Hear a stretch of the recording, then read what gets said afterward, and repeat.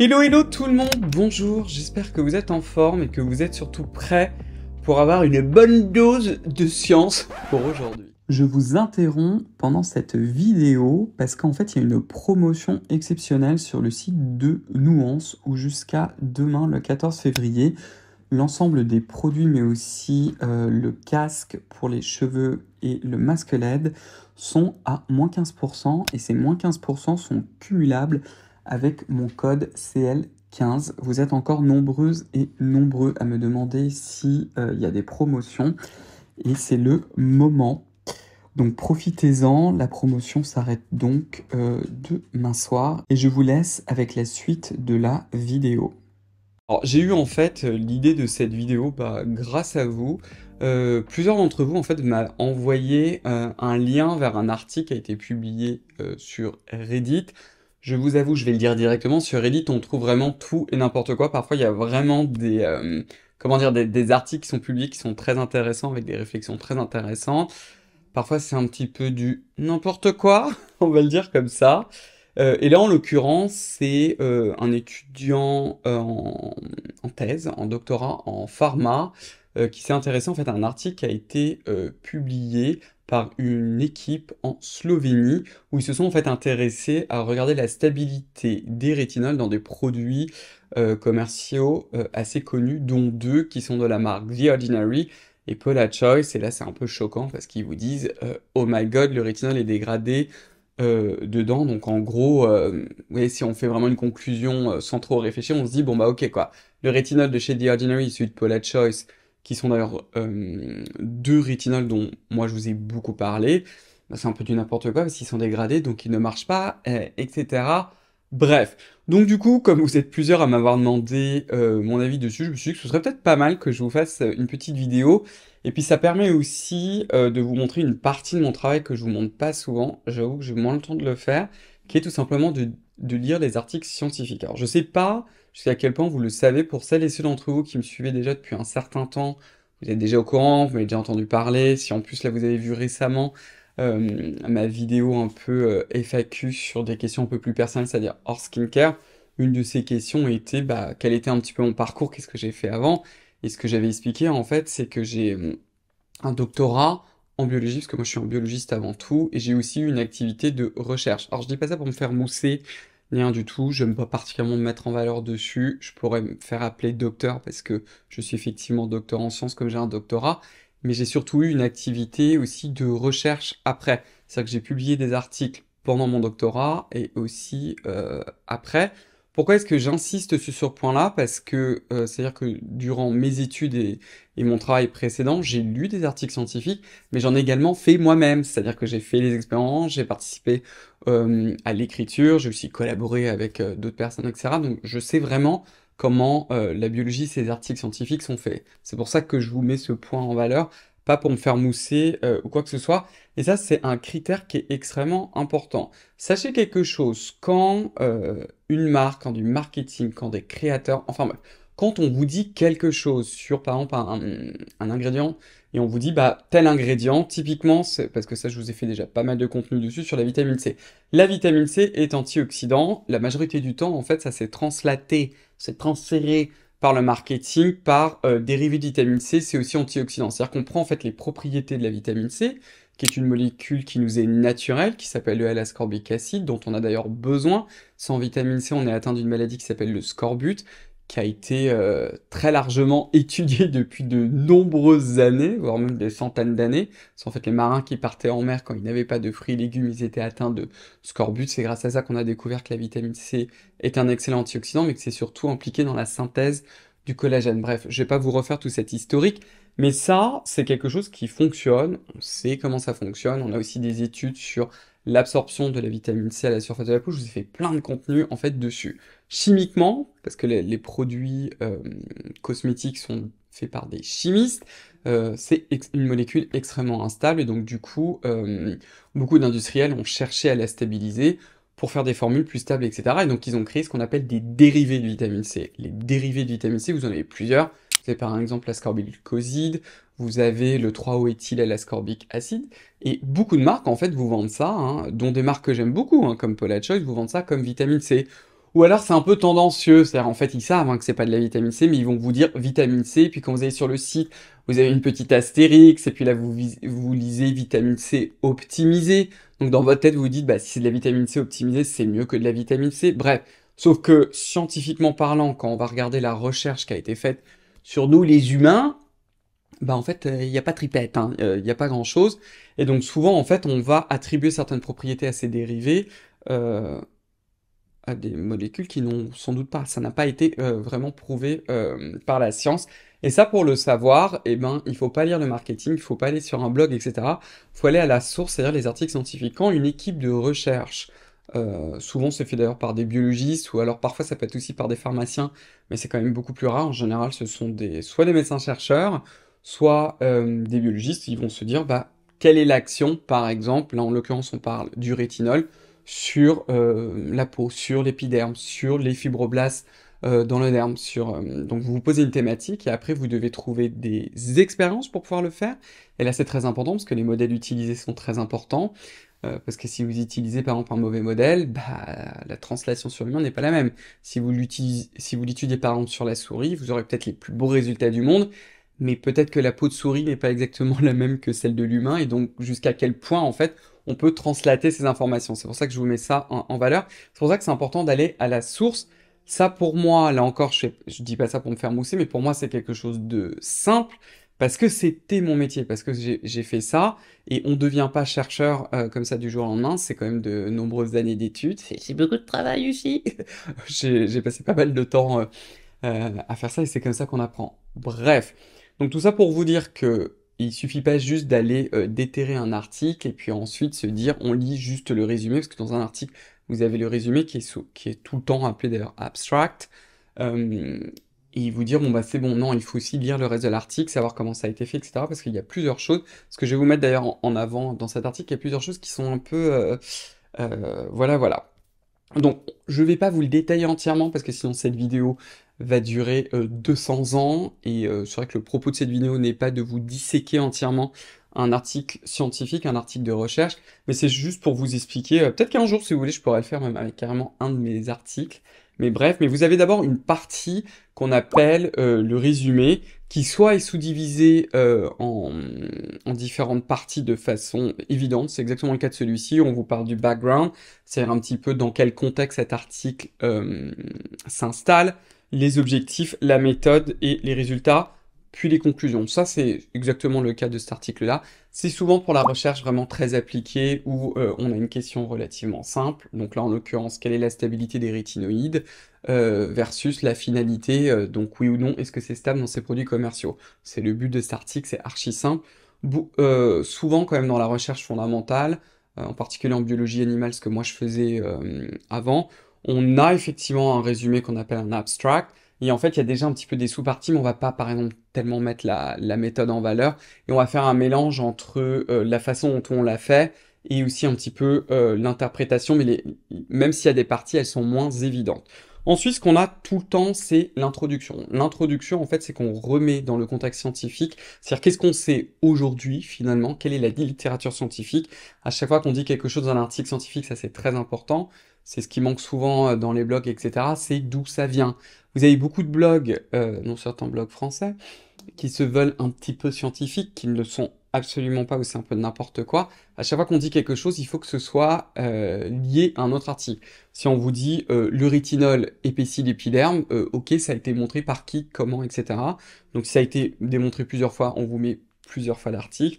Si ça a été démontré qu'une fois, on vous met que l'article fondateur. Enfin bref, c'est comme ça en fait que ça fonctionne. C'est pour ça que la dernière partie d'un article, c'est la bibliographie.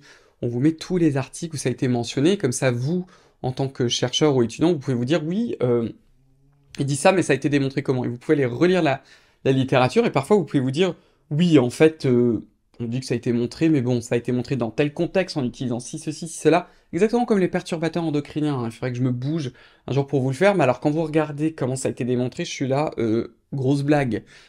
Donc ça, c'est très très important. Après l'introduction, vous avez la partie matériel et méthode. Soit elle est là, soit elle est à la fin, après la bibliographie. Ça, c'est une partie qui est extrêmement importante. Le matériel et méthode, en fait, ça vous permet de savoir dans quelles conditions les expériences ont été faites. Il y a certains éléments clés qui sont manquants dans ce matériel et méthode et qui sont un peu voilou quoi. Bon, je vais revenir dessus. C'est souvent redivisé en sous-parties, ça c'est pas très important. Ensuite, vous avez une partie résultats et une partie discussion. De temps en temps, pour ce type d'articles qui sont en fait très très simples, parce qu'ils ont pris, qu'est-ce qu'ils ont fait dans cet article? Ils ont pris plusieurs produits commerciaux, dont le rétinol, probablement 1% de chez The Ordinary, et le 1% rétinol traitement de chez Paula Choice, deux produits dont je vous ai beaucoup parlé.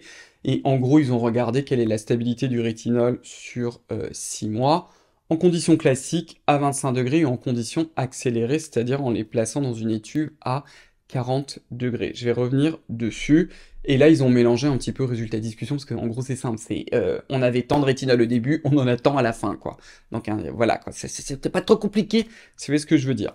Les petites choses aussi qu'il y a dans cet article-là, que je ne vais pas commenter, ils ont aussi étudié d'autres produits commerciaux qui contiennent du bêta-carotène, un ester du rétinol qu'on appelle le rétinyl palmitate.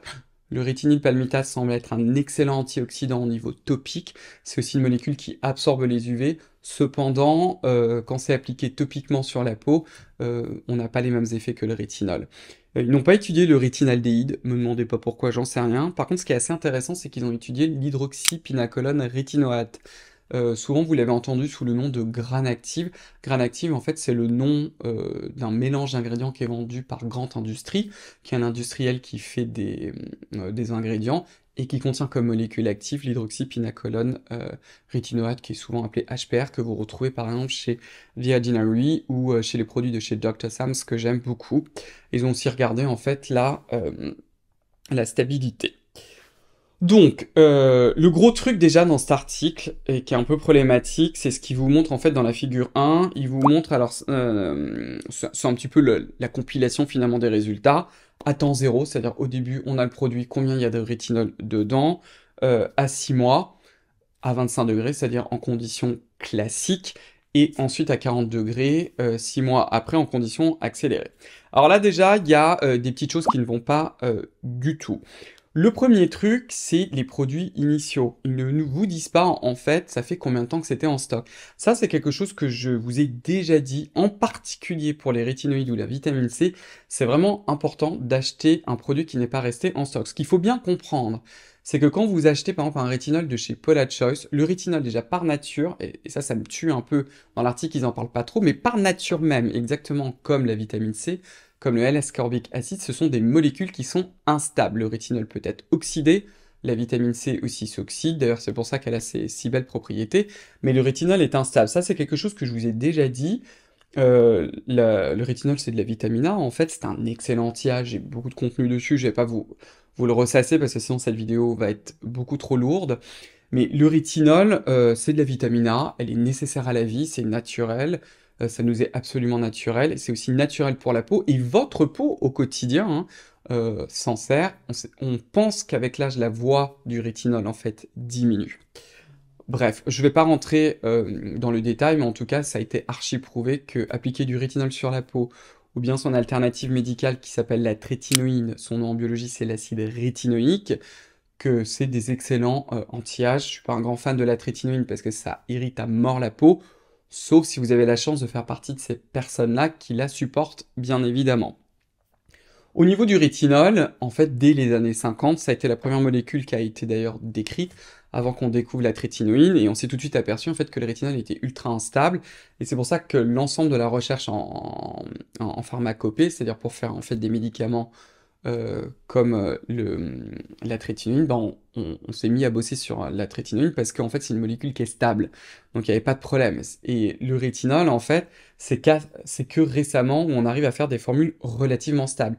Est-ce que c'est stable à 100%? Non, bien évidemment. Donc si vous achetez un rétinol, par exemple de chez Paula Choice, n'importe quel rétinol à vrai dire, par un retailer, c'est-à-dire que vous allez dans un grand magasin que vous allez acheter, vous ne savez pas ça fait combien de temps que c'est en stock. Vous ne connaissez pas non plus les conditions de stock. Est-ce que c'est resté 4 siècles à la lumière et en fait le produit que vous avez acheté, bah, ça fait déjà plus de 6 mois qu'il est là, sous des lampes relativement chaudes, bon il y a quand même de fortes chances pour que le rétinol ait pris un coup. Ça c'est pas la faute des marques, c'est comme ça, c'est le réseau de distribution et c'est compliqué. Quand vous l'achetez directement sur le site en ligne, vous augmentez quand même les chances pour que le pool que vous achetez soit le plus frais possible, parce qu'en règle générale, quand même dans les cycles des marques, souvent ça fonctionne comme ça, je peux pas y mettre ma main à couper, mais ça a été produit à l'usine, envoyé dans leur zone de stock qui est très probablement tempérée, donc on contrôle quand même la température et ensuite c'est envoyé pour vous. Donc vous avez plus de chances en fait que le rétinol que vous achetez soit plus frais. C'est pour ça que je vous dis systématiquement, avec le rétinol de Paula Choice, celui de chez The Ordinary ou n'importe lequel, essayez de le commander en ligne par la marque. Vous avez plus de chances que le produit que vous achetez soit stable. Et ce qui est assez fou en fait, c'est que dans cet article, à aucun moment ils le disent vraiment et je suis là, bah oui. L'autre chose aussi, c'est que les produits sont nommés de F1 à F12. Ceux qui produisent le rétinol, il y en a normalement 5. Vous avez le F1, le F3, le F4 et le F11, qui sont des produits qui contiennent du rétinol et qui ont été anonymisés. Anonymisés, est-ce que ça se dit? Ils sont anonymes. Donc je suis là, bon, vous avez un tableau à un moment où il vous parle des excipients, c'est-à-dire des molécules qui sont associées comme des antioxydants. S'il a été effectivement montré, là encore, il y a beaucoup de choses qu'on pourrait dire, que quand on fait des formules à base de rétinol, quand on ajoute des antioxydants comme le BHT par exemple, ce n'est pas le seul, ça aide à stabiliser le rétinol, parce qu'en fait le rétinol est instable, c'est-à-dire qu'il est oxydé, donc plus vous allez coller des antioxydants dedans, mieux c'est. Par exemple dans celui de chez Paula Choice, vous avez du BHT, vous avez aussi du tocophéryl acétate. Il y a un petit tableau qui résume ça, donc probablement, mais on peut pas y mettre notre main à couper, donc c'est pour ça que quand vous lisez l'article Reddit, vous êtes un peu en mode oulala. Oui, bon, on suppose que le Paula Choice en fait est le F4, mais c'est pas sûr. Non, il y a que du tocophéryl acétate dedans, et c'est celui de chez The Ordinary qui est probablement le F1, qui contient du BHT qui est un antioxydant. Donc bon, voilà quoi. On peut pas y mettre notre main à couper, mais c'est probablement le cas. Mais déjà, le gros bémol, en fait, c'est que dès le départ, on ne sait pas, en fait, où est-ce que ça a été acheté, surtout depuis combien de temps le produit a été produit, parce que bien évidemment, bah voilà quoi. Après, ça c'est effectivement vrai, du coup je l'ai revérifié. Quand vous achetez le rétinol de chez Paula Choice, par la loi européenne, en fait, quand un produit, on peut le garder en vieillissement accéléré pendant 3 mois, c'est pas en vieillissement accéléré, mais quand on peut le garder jusqu'à 3 mois non fermé, et qu'il est censé être pareil, il n'y a pas d'obligation légale pour écrire une date de péremption. Moi j'ai choisi par exemple pour ma propre marque de l'avoir mentionné. Vous l'avez juste dessous, vous avez EXP 2.04 2025 pour mon essence initiale, et vous l'avez aussi en fait sur le pack en papier. Ça se trouve en fait juste ici derrière. Ça c'était quelque chose qui était important pour moi parce que effectivement le produit on peut le garder pendant 3 ans non ouvert, sauf que vous savez jamais quand vous l'achetez quoi. Donc bon voilà quoi. Donc c'était une notion qui était pour moi importante. Avec Paula Choice ils ne le font pas. Donc ça c'est un petit peu le souci, mais ça c'est un gros bémol du produit. Pourquoi est-ce que je vous dis ça? Parce que si on prend l'hypothèse que le produit F2, en fait quand vous regardez le tableau, là je vais vous le mettre en fait à l'écran, vous avez en gris foncé au temps initial, et vous avez ensuite en gris beaucoup plus clair la concentration 6 mois après en fait à 25 degrés. Et en fait on s'aperçoit qu'on a une énorme chute, c'est-à-dire qu'on est aux alentours de 9, on est pratiquement à 2 à la fin. Donc en fait on a un énorme quand même différentiel, qu'on a plus de 2 fois moins la quantité de rétinol. Donc si on part d'un 1%, on a probablement à la fin 0,5%, et probablement plus que la quantité dès le départ était moindre. Parce que si on prend le F1, qui est censé être celui de chez The Ordinary au temps initial, il est censé contenir du coup 1% de rétinol, peut-être même un peu plus, si on considère que le 10 vaut 1%, bref. Donc du coup, celui de chez Paula Choice, il y en aurait un peu moins. Voilà. L'autre chose aussi, je vous le dis tout de suite, qui manque, ce sont des contrôles, c'est ce qu'on appelle une gamme étalon. La façon, en fait, qu'ils ont fait avec ces différents produits, en fait, on utilise une méthode qu'on appelle l'HPLC, qui est de la chromatographie à haute pression. C'est pas important, mais c'est une technique particulière qui permet, en fait, de déterminer la dose. C'est sûr qu'ils ont fait une gamme étalon. Moi, j'aurais bien aimé avoir des figures supplémentaires, où, en fait, où ils la montrent, pour bien montrer que les contrôles même de la technique en elle-même ont été correctement respectés pour s'assurer. Parce que vous avez aussi ce qu'on appelle un différentiel, c'est-à-dire que chaque technique a une certaine précision. Si vous ne la connaissez pas, parce que si c'est par exemple plus ou moins 0,3, bah c'est pas étonnant. En fait, le rétinol, par exemple, de chez The Ordinary qui est à 1,3, si on prend cette hypothèse-là, bah, en réalité, c'est parce que la technique, avec sa sensibilité, elle est peut-être à 1 ou à un petit peu en dessous. Donc ça se trouve, le Paula Choice n'était pas si sous-dosé de ça. Donc ça, je vous le mets en avant parce que ce sont des éléments importants qu'en tant que scientifique, quand on critique un article, qui sont importantes et qui là sont manquantes et qui n'apparaissent pas non plus dans l'article de chez Reddit. Après, en fait, ce qu'il vous montre, c'est que 6 mois après, on a une forte dégradation une fois qu'il a été utilisé. Ils n'expliquent pas non plus tellement la façon dont ça a été fait. Donc là encore, c'est un peu problématique. Pour celui de chez The Ordinary, ça a été quand même... non, ça n'a pas été dit, mais ça a été dit dans l'article de Reddit. On voit bien qu'on a une dégradation qui est énorme, sauf qu'en fait, quand vous achetez, ça moi je vous l'ai toujours dit, le rétinol de chez The Ordinary, il est correctement écrit, vous avez une PAO de 3 mois. Donc clairement, quand vous achetez le rétinol de chez The Ordinary, de toute façon, il est même indiqué par la marque que 3 mois après, vous ne pouvez plus vous en servir. C'est pas que vous pouvez plus, mais en fait, vous avez toute une partie du rétinol qui a été dégradée. Pour celui de chez Paula's Choice, vous avez quand même une dégradation qui est notable, qui est pratiquement de 50%. Pour le rétinol 1% de chez Paula's Choice, la PAO, c'est le petit sigle rond où vous avez écrit par exemple 12M. Attendez, je peux... bon, si je vous le montre avec l'essence initiale, vous n'allez pas le voir. Je vais vous le montrer là, sur le pack qui est juste ici parce qu'il est en bleu foncé, et il y a écrit 12M. Ça veut dire que quand vous utilisez l'essence initiale et que vous avez utilisé la pompe au moins une fois, vous pouvez vous en servir pendant 12 mois. C'est aussi ce qui est indiqué pour le rétinol 1% de chez Paula's Choice. Au vu de cet article, du coup, moi j'aurais tendance à vous dire que n'allez pas au-delà de 6 mois. Il montre aussi qu'à haute température, vous avez une plus forte dégradation. Là encore, j'ai un peu envie de dire rien de nouveau sous le soleil, parce que ça aussi, c'est pas énormément discuté dans l'article.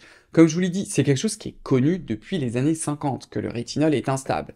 No way. Dès le départ, d'ailleurs, ils le disent quand même en introduction, ils le discutent pas énormément dans l'article. Mais c'est une molécule qui, dans sa nature même, est instable. Donc évidemment que si vous le gardez à 40 degrés en plein soleil dans des conditions challenging, que ça va se dégrader beaucoup plus rapidement. On a une plus forte agitation des molécules à plus haute température, donc ça interagit beaucoup plus en fait avec l'oxygène. Donc clairement aussi avec le Paula's Choice, évitez quand même de faire du coup du stock avec ce produit-là, trop de stock, et essayez de vous en servir sur les 6 mois. Un tube de Paula's Choice utilisé quand même dans des bonnes conditions, en général c'est 6 mois à tout casser. Après, si on a un petit peu de dégradation, est-ce que c'est grave? La réponse est non. Est-ce que ça veut dire que quand maintenant vous utilisez votre rétinol de chez The Ordinary ou de Paula's Choice de Oh my god, c'est la catastrophe? Non. Bien sûr que non, il faut juste que vous en serviez bien. Moi, j'ai toujours quand même tendance à vous orienter vers celui de chez Paula's Choice pour plusieurs raisons. Une des raisons, c'est parce que ça fait partie de tous les rétinols que j'ai testés.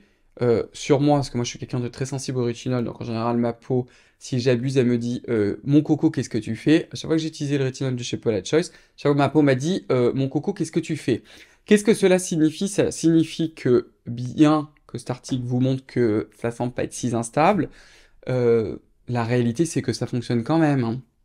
Soyons clairs, et vous êtes énormément à me l'avoir d'ailleurs dit que oui, dès que vous utilisez le rétinol de chez Paula's Choice, ça fonctionne très très bien. Mais le truc qui est quand même essentiel à garder, commandez-le en ligne au niveau de la marque, comme ça vous êtes plus sûr que ce que vous achetez est frais. N'achetez pas 15 milliards de tubes pour le garder, c'est ce qu'un ami à moi a fait, j'étais là, non, parce que sinon il va te falloir 3 ans pour t'en servir et le produit est instable. Après, il est vrai que la marque, moi j'aimerais bien que, probablement qu'il devrait réduire la PAO. C'est ce que ça semblerait suggérer, c'est-à-dire que 6 mois à tout casser, et là encore, une fois que vous commencez à vous en servir, faites une traçabilité, c'est-à-dire que si vous en servez 3 ans après, ça va pas fonctionner. Si jamais vous en avez un qui est un peu trop vieux, n'allez pas le balancer en train de vous dire «Ah non Dieu», parce que c'est quand même des produits qui coûtent cher. Utilisez sur le corps. Alors oui, ça fait super fancy d'utiliser du rétinol Paula's Choice sur le corps, mais c'est mieux ça que de le balancer, quoi, hein, soyons clairs. Pareil, pour celui de chez The Ordinary, ce n'est pas possible de finir une bouteille de The Ordinary, quel que soit d'ailleurs leur rétinol. Moi, je pense qu'ils devraient le passer peut-être en 15 ml, parce qu'à chaque fois vous avez 30 ml sur le visage. Si vous en tartinez, c'est-à-dire que vous n'êtes pas sage. Par contre, ce que vous pouvez faire, c'est l'utiliser conjointement et vous le mélangez à votre crème pour le corps. Et là, vous allez arriver à vous en servir, mais ne vous en servez pas plus que pour les 3 mois. Voilà, j'espère que cette vidéo très scientifique vous a plu. Je crois que j'ai beaucoup parlé, on verra. Oui, et puis voilà, hein, donc comme toujours, vous savez ce qu'il faut faire. Je vous invite à commenter, à vous abonner, à enclencher la cloche des notifications, à me rejoindre sur mon compte Instagram, aussi sur celui de ma propre marque, qui est scylla.beauty. Et puis écoutez, on va se revoir très très vite dans une prochaine vidéo. J'ai toujours beaucoup de plaisir à vous retrouver. Et le point le plus important, prenez bien soin de vous et à très vite. Au revoir les copains. Bye.